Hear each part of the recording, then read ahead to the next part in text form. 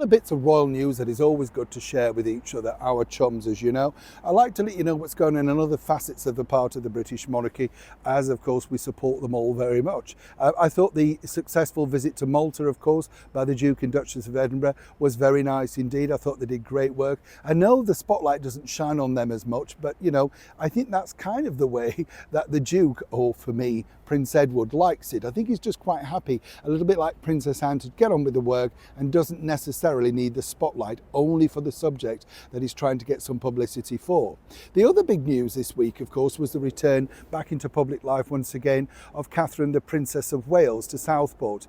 Now, I can tell you a bit of background to that. What was fascinating was that Catherine was incredibly moved emotionally during the summer after that terrible massacre up in Merseyside in Southport happened. A normal genteel seaside town that has literally seen deprivation rip through it.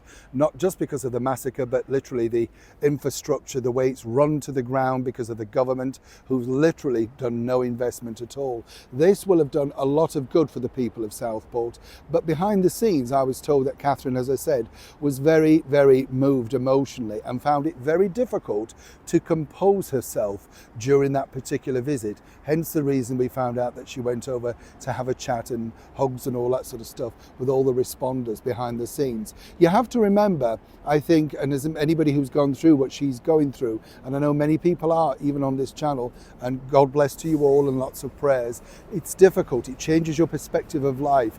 You look at things differently, you know, you reassess, don't you?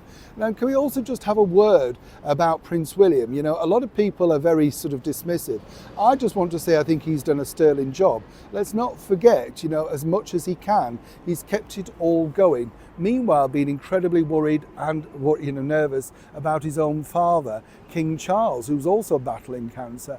Meanwhile, carrying on, trying to hold the fort, while his wife continues likewise. And, you know, you just kind of think, wow, you know, he is an incredible man. I think he's made of very strong stuff, to be honest.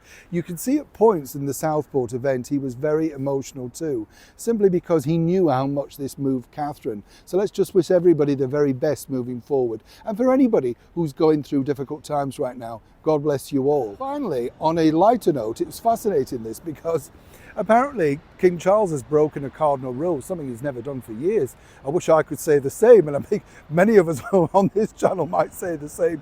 He's having to take lunch. Now, apparently King Charles has never taken lunch for years, doesn't believe in it.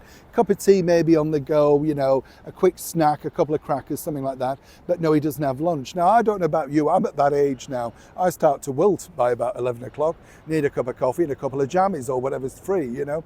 And it's fascinating because apparently he didn't want to do it, but this is on doctor's orders. Now, don't worry about this, but let me tell you the behind the scenes stuff.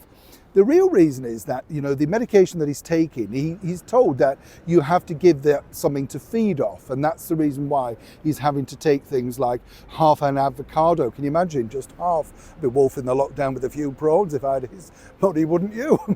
There you go. You see, he's very concerned about putting on weight and not being able to get into the military uniforms that he's not had changed for over 35 years.